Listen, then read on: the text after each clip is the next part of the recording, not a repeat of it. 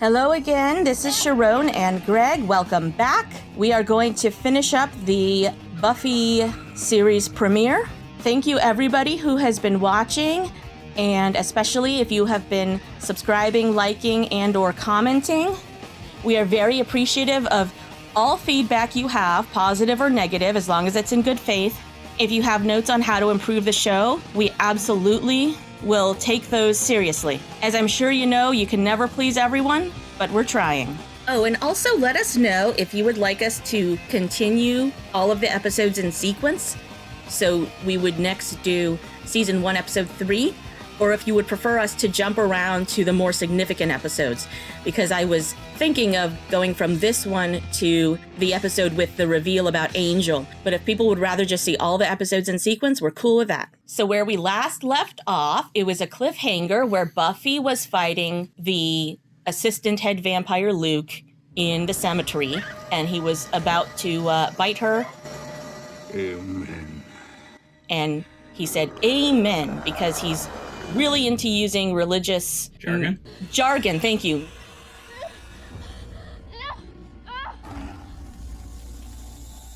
The old cross trick. Sometimes works with vampires, sometimes doesn't. In this show, it does. I can't remember if there are other religious symbols in this show that have the same power. I guess we'll find out. Now, my impression of that from seeing it for the first time, and tell me if you don't agree, is that seemed to be a very erotically charged bite.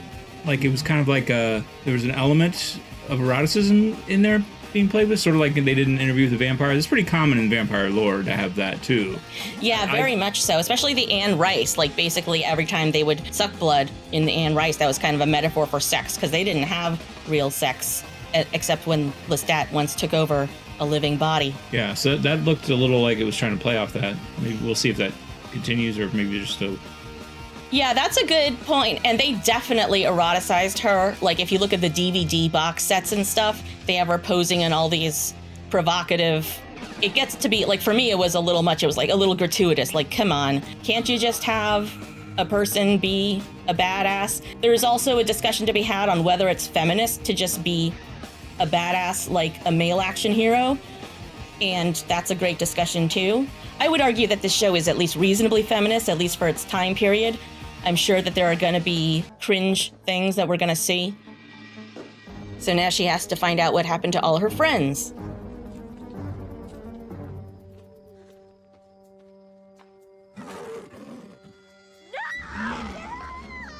Hey!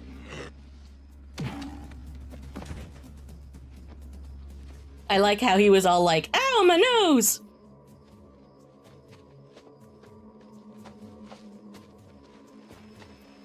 Oh, and this would be a good place to talk about our beloved Nicholas Brendan playing Xander. We love Nicholas Brendan. He did great on this show. He actually has a twin brother who did his stunts on this show, so that's interesting. I don't know what acting he really did after that. I would have to look up his IMDb. I know that he did go through some substance issues, and I'm not gonna like dwell on that other than just to say, to kind of like normalize it. Addiction sucks. It's not something we can control. He was done very dirty by Dr. Phil on a Dr. Phil show. It was horrible. And if you're interested in that story, I guess look it up on YouTube. There are people who covered that. Dr. Phil sucks. But yeah, we love our Xander.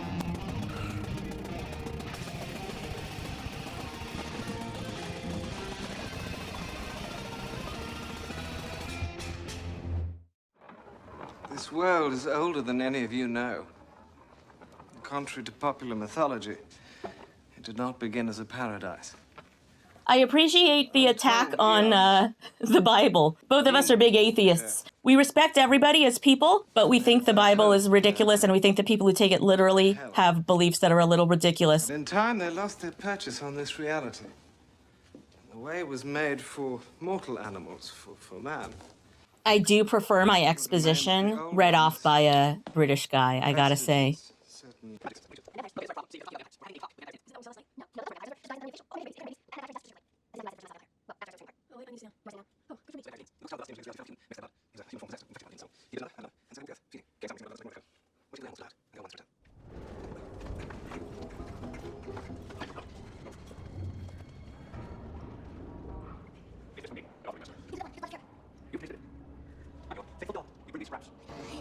I didn't mean it. I have waited.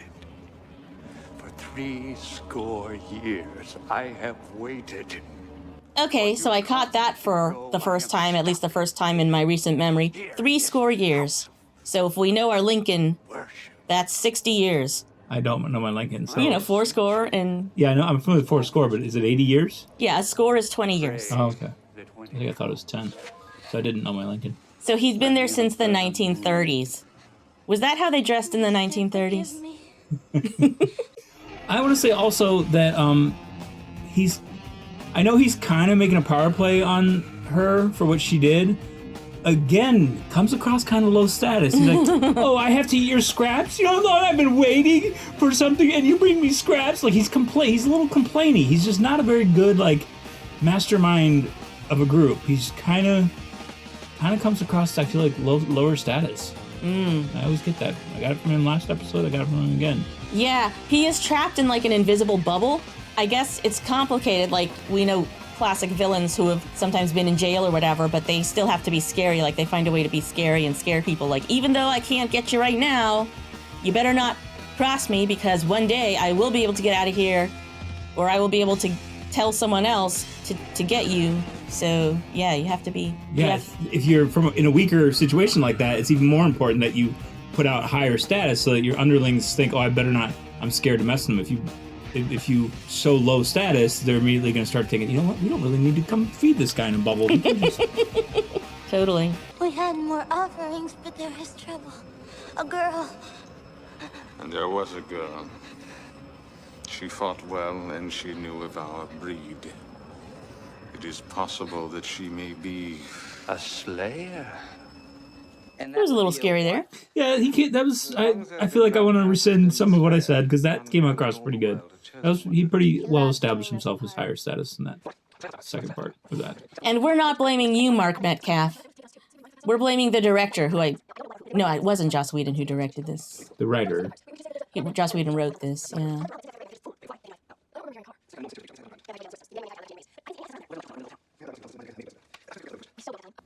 Guys, there may be another way. Oh, and here is where we find that Willow's function is going to be... So we already have a nerd, which is Giles, but he's old school. He's a book guy. Willow is a modern nerd, so anytime anything needs to be researched on the computer, that's her department. Oh, and then you might be asking, what is Xander's role in the group? I think that actually will come up later, because I don't know if it was intended from the start, but eventually even he notices, like, I don't really do anything except crack wise. He's kind of there to balance out genders, at least between the two that we have in this show, and to make witty remarks, and to kind of be the figure in a love triangle or love quadrangle thing, as it were. I think he's underestimating his vitalness. If he's the one cracking wise, you need somebody in there cracking wise. Yeah, you gotta have someone in there cracking wise, definitely. But, you know, the people who are characters in the show don't know they're characters in a show. And yeah, in that instance, it probably feels pointless to always be just cracking wise. I feel like Joss Whedon was trying to make some kind of toxic masculinity point here, but he didn't really explore it. I think the point that's being made here is, like, women can do things as well as men, at least when they have super strength, and men shouldn't be insulted about it. But I don't think there's going to be any exploration of, like, what is making the men have this mindset to begin with. Well, that's the thing. He did have a stereotypical response to it. He's like, oh my God, a woman's more prepared to do something than me. Now I'm less of a man. It's the exact toxic masculinity reaction to that. Instead of being like, great, you go down there. You know what you're doing. We'll give you backup support somehow. Whatever you tell us what to do. We'll try to help, but this is your territory. He didn't do that. He said, "Oh, no, I'm less of a man."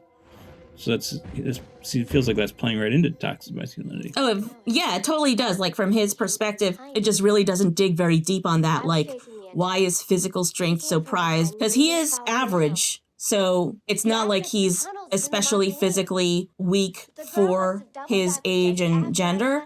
If he was, then he might be dealing with that. And if the show wanted to go there, I can understand that this isn't really the show's genre, and there wasn't a lot of discussion of toxic masculinity back then, at least not using that vocabulary. but they could go into like, hey, I'm less than a man. why is it just okay for women to sometimes rely on their brawn, like Buffy, or sometimes rely on their brains, like Willow, but why do men have to feel like they have to be at least as strong as the average man, or they're less of a man?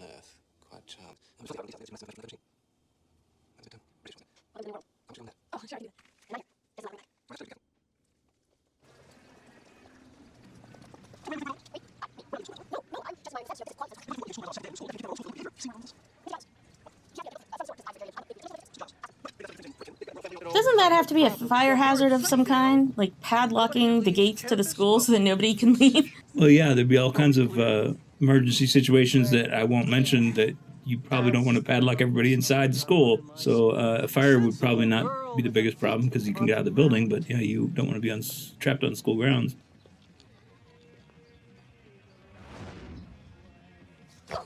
I was kind of sad because I don't think we ever see her actually do a jump like that.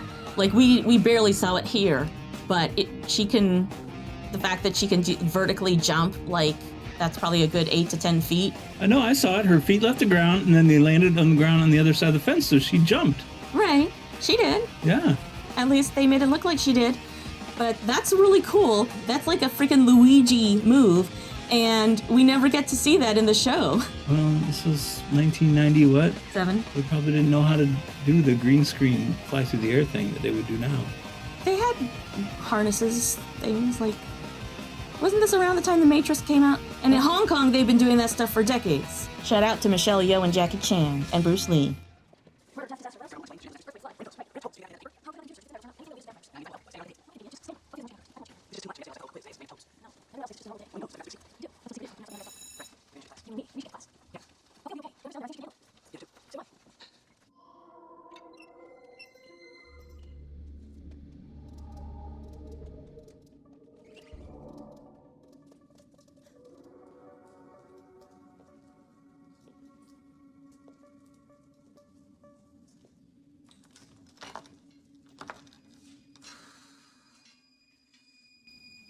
I don't suppose you've got a key on you.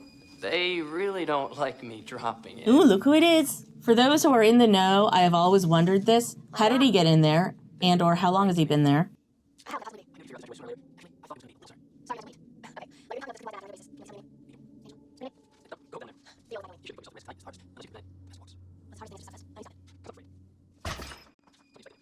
Got a friend down there. Or at least a potential friend.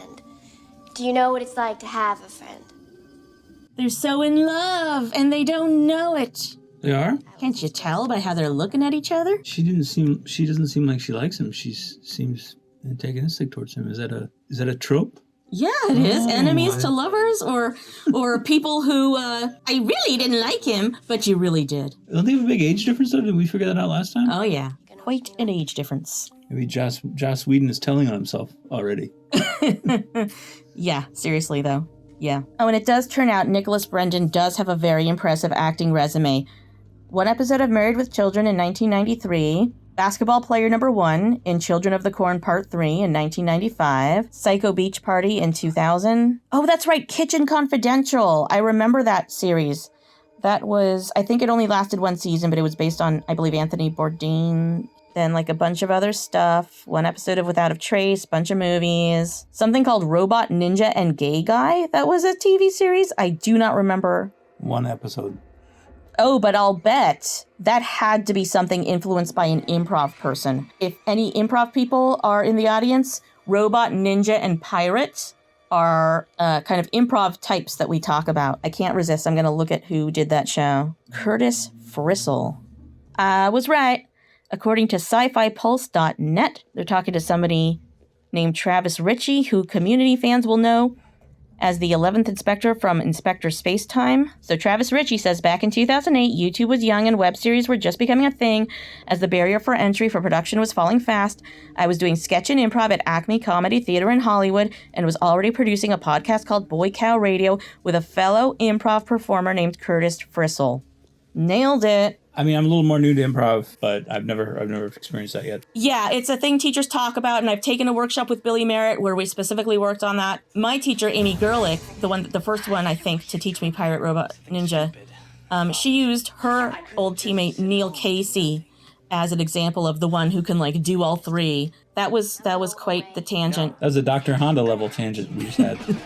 Dr. Honda! We shout out Dr. Honda, Psychology in Seattle channel. Great channel. If you like 90 Day Fiancé and other reality type shows, he's a psychologist and he reacts to them and he's awesome.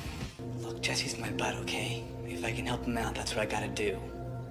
Is that the real reason, Xander? Your friendship with Jesse? What are you suggesting? That he's trying to prove his manhood and that he could be just as much of a badass as our hero here? Oh, I mean, he's not cracking wise right now. I'll give him that. He said all he does is crack wise. I stand corrected. This is a serious moment. Well, he does participate in the fights. Like, not to spoil anything, but yeah, later there will be times when they all kind of have to, they're all going to continually be in danger and come into contact with vampires. So it's not that all he does is crack wise. It's just most of what he does is crack wise. Okay. Besides, it's this or chem class. There was the crack wise part. There you go. He had to get that in at the end. Okay, so crosses.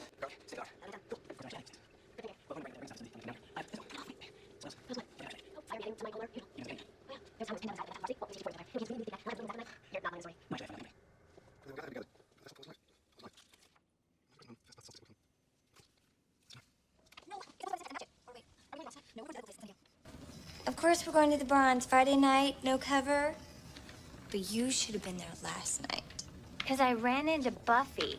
And could she be any weirder? She attacked me. That's Harmony. Do you believe it? I'm not sure exactly when she gets a name. It might be this episode, but she comes and goes Why a don't we lot. have to devise And these she's programs? Isn't like that what assistant nerds are mean girl for? or whatever.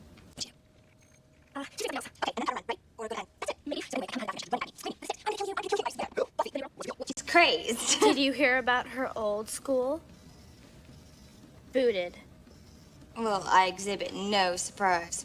Did the line "I exhibit no surprise" gain traction in that period? Do you remember? I feel like that stood out. It didn't stand out to me. I don't know, but we can say it from now on. Not too late to steal lines from Buffy the Vampire Slayer. No, I think that makes us cool now. Who gave you permission to exist? Do I horn in on your private discussions? No. Why? Because you're boring. Okay, I think the program's done.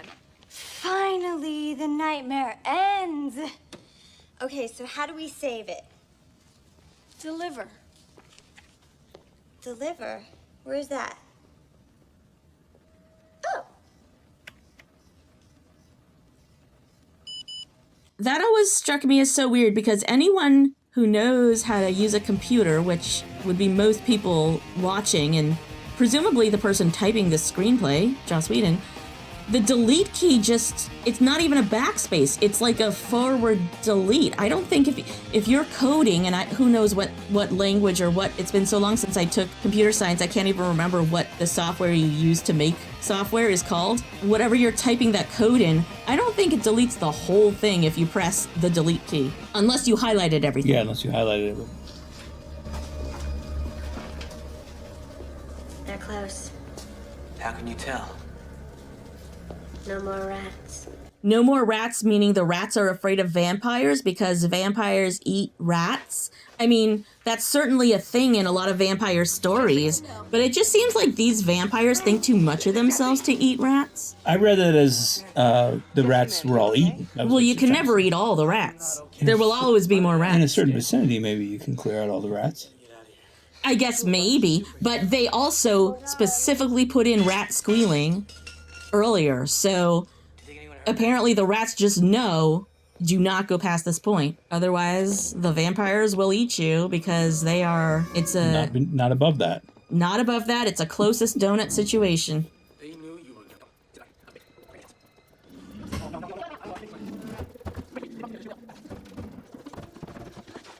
Back to those things. What do we do? I got an idea. You can die. Oh no, Jesse's a vampire! Is he? Yeah. They said they were going to use him as bait. Were they lying to us, the viewers? Oh, they used him as bait, but he's also a vampire. That's the twist. Both at the same time. I don't like it. Double duty. Worms in the earth.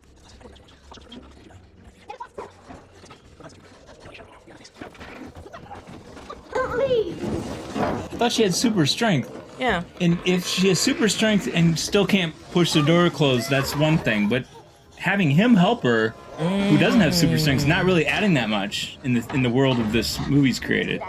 Yeah, especially because he's such a weakling of a man. Well, I wasn't saying that, but just if the idea is she has super strength and still can't close the door, that's fine. But adding a guy without super strength isn't really adding that much. Yeah, it does seem like a rusty door hinge shouldn't really be a stumper for her. She has torn apart chains and stuff. Yeah. She brings some WD-40. See, that's what you can do. You can be the gadget guy, Xander.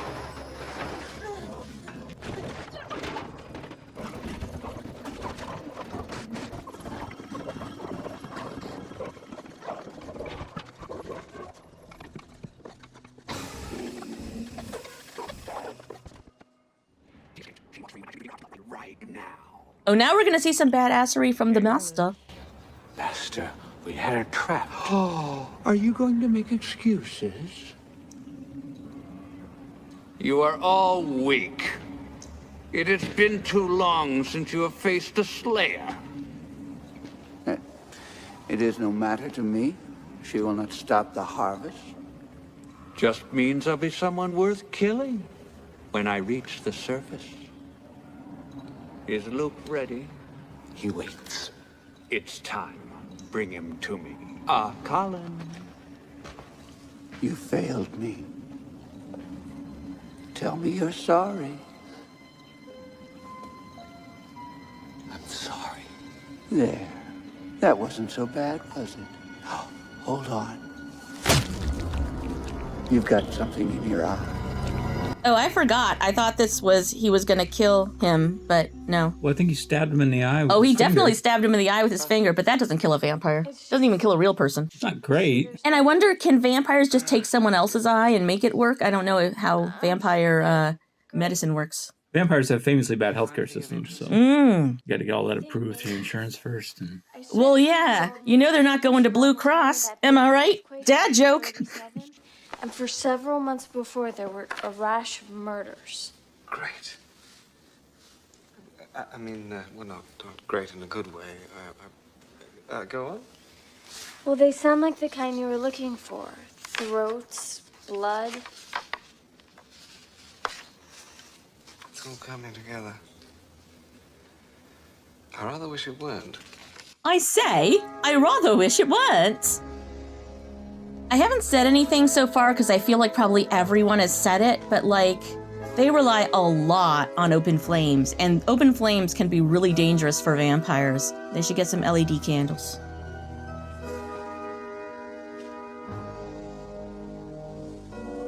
Here we go with the religious stuff again. This is like he's kissing the Pope's ring, and the Master Vampire is like the Pope. is that the same guy that had something in his eye, or is it a different guy? Nah, this is Luke, our Amen guy.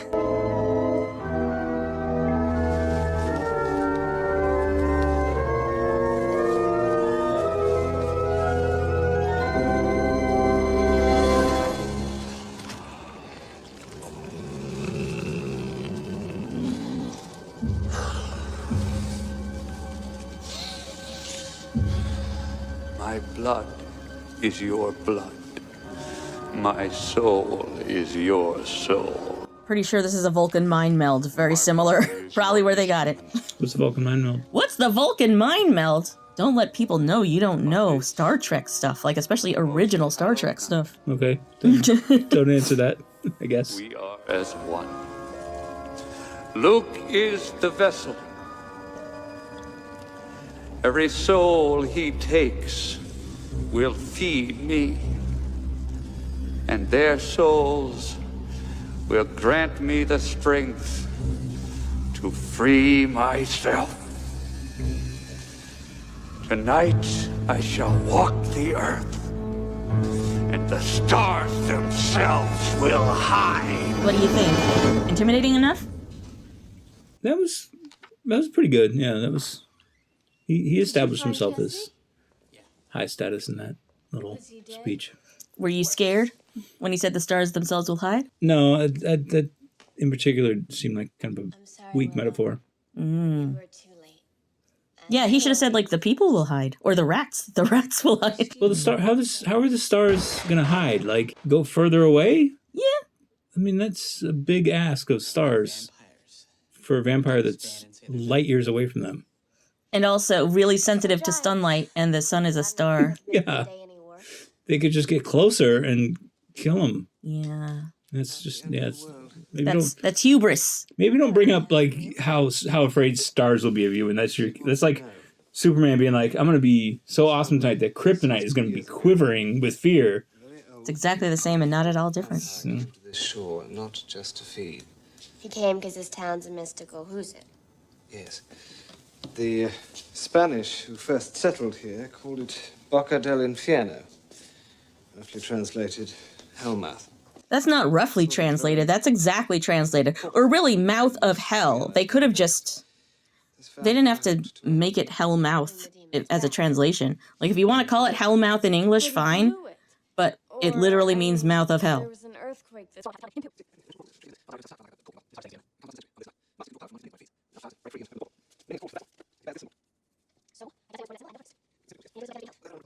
You're going to the Bronze. Are you sure? Come on, all those tasty young morsels all over the place. Tasty young morsels all over the place. I think Joss Whedon is telling him on himself again. God, that was kind of an evil laugh, and that was not really an appropriate laugh. Whoa. Made it sound like I was on his side, like I was in it with him.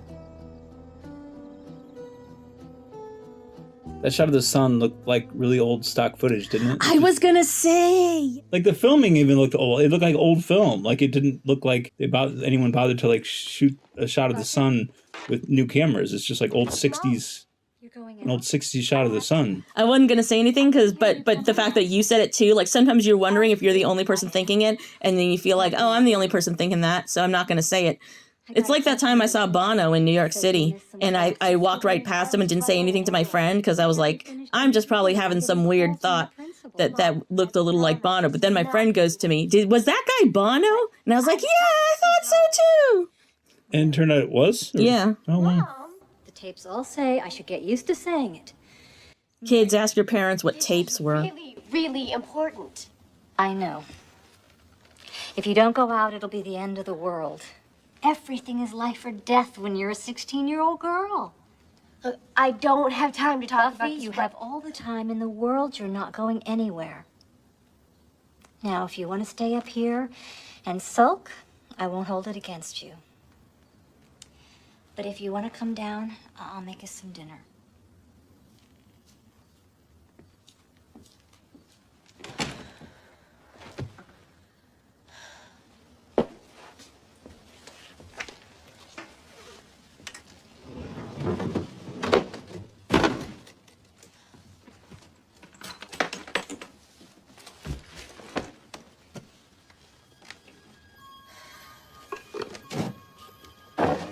Did you see that on the left side appears to be a massive jar of Eucharist wafers?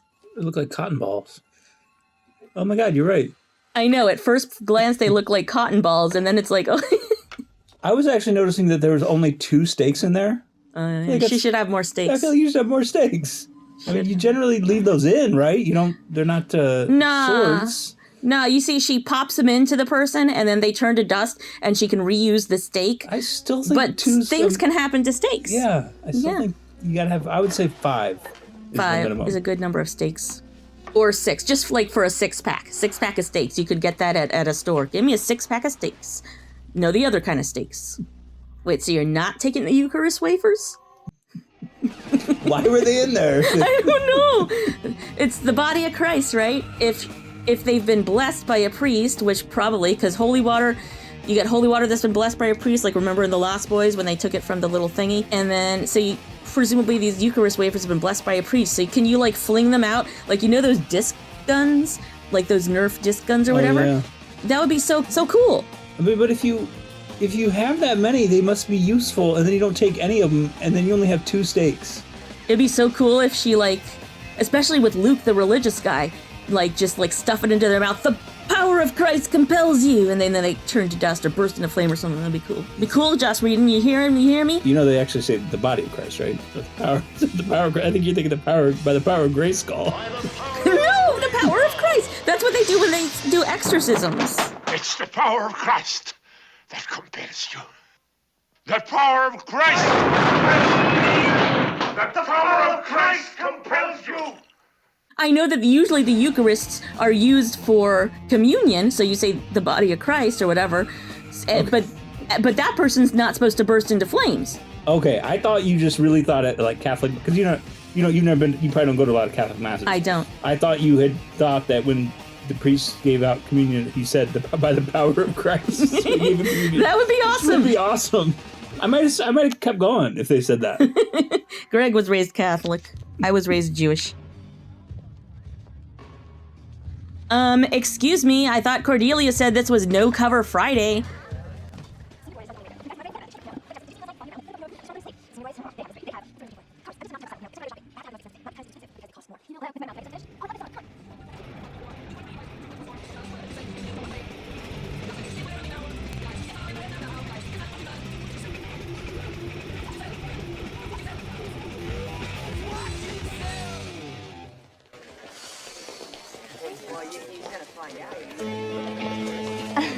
What do you want?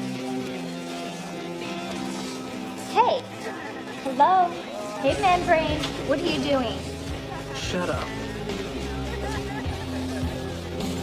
Well, just one dance.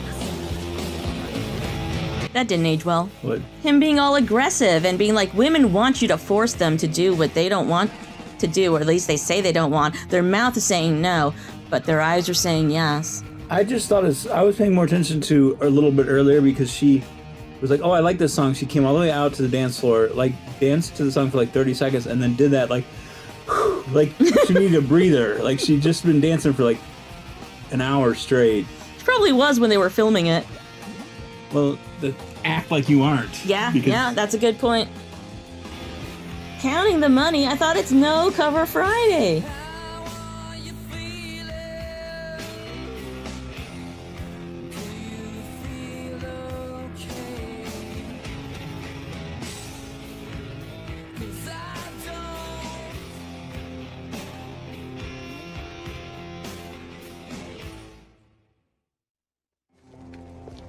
Need ID? Hey, nobody gets inside until I get some sort of... Get inside. Yep, they kidnapped him. I thought they were going to eat him. Well, the night is young.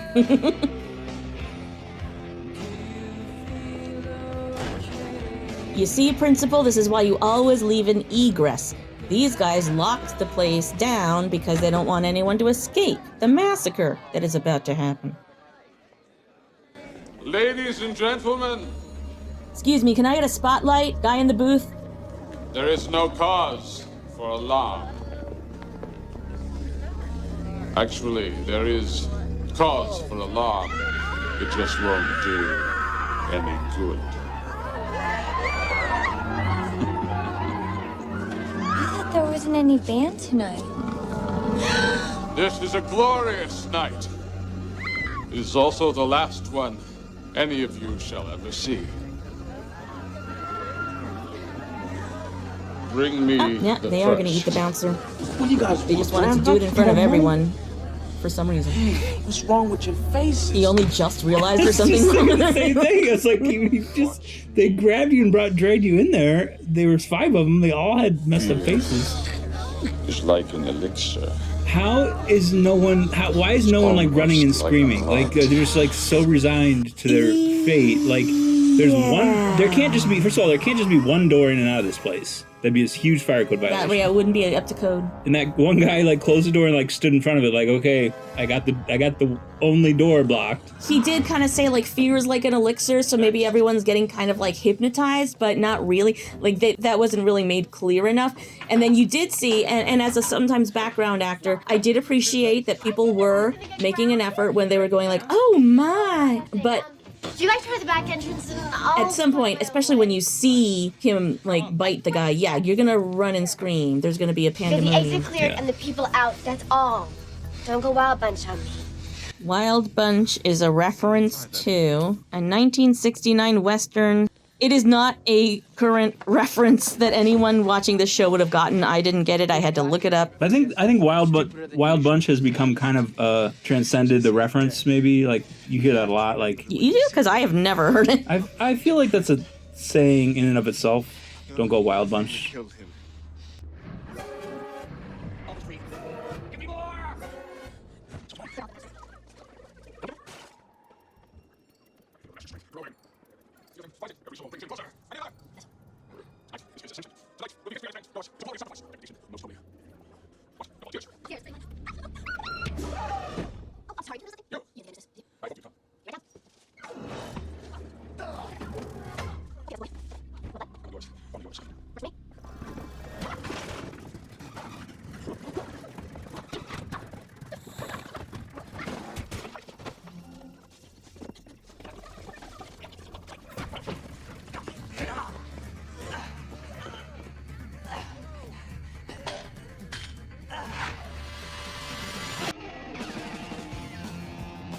Ah, that's a payoff to the beheading foreshadowing from before. Pretty bold shot that she took that could have just as easily cut her friend's head off as the vampires. Yeah, but she's that good. Heads up. Oh, he cracked her eyes! Eyes crack.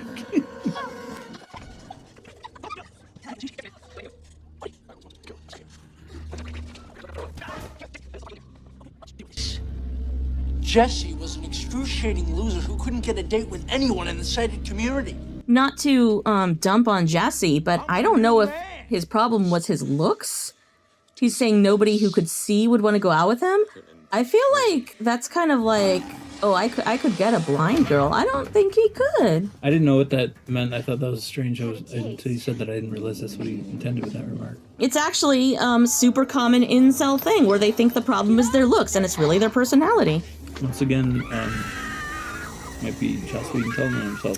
Oh, she's got the holy water. Willow's coming with the power of Christ. All right, put me out of my misery. You don't have the gun.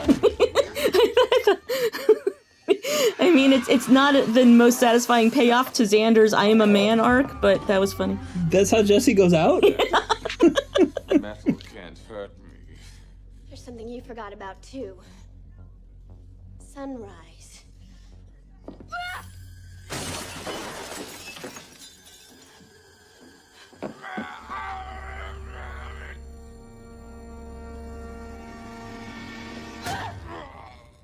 It's in about 9 hours, moron. I totally forgot Luke dies in this.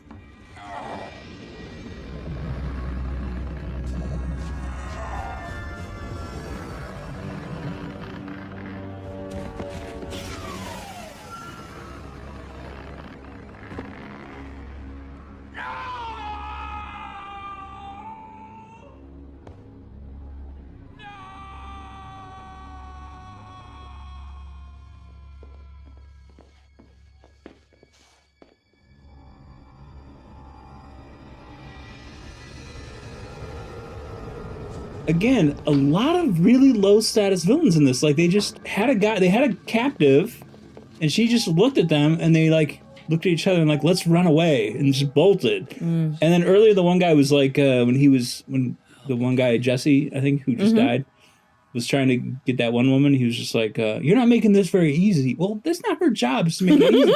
You're the bad guy. You're supposed to just do your thing and not like be so affected by someone fighting back. Like that shouldn't bother you. They're just very low status bad people in this whole series so far. That is kind of a weird line. You're not making this very easy. Jason never once said to a camper, hey, you're not making this very easy. He never said anything to a camper, though. His mom did.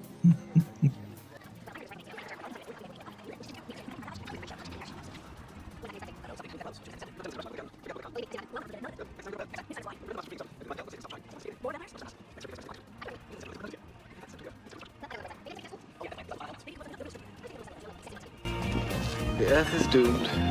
Teenagers, am I right? That's a pretty power-packed premiere that kind of completed itself. I mean, obviously they're gonna have more adventures. I'm aware of that, but for like what, 10 seasons? 7 seasons. But you know, that's good when a show opens with like a complete story. I think it's good points for that. Also, which is probably innovative for its time, it introduced people that looked like they were going to be main characters who got killed. Jesse, for one, used to be, you introduce your cast of characters and they had, plot armor, but these guys didn't really make that prediction. Oh, and apparently she is also in the unaired pilot. The series premiere that came out in 97 was actually a reshot version of the pilot. I believe they recasted Willow. According to Wikipedia, the non-broadcast pilot episode of Buffy the Vampire Slayer was produced by 20th Century Fox Television in 1996 to pitch series to networks. The 25.5-minute production was written and directed by Buffy creator Joss Whedon and was extended upon and reshot for the first episode of the series. Yeah, because this was a 2-hour episode. And the unaired pilot is available on YouTube. It's on Brian Stowe's channel. We'll put a link in the comments.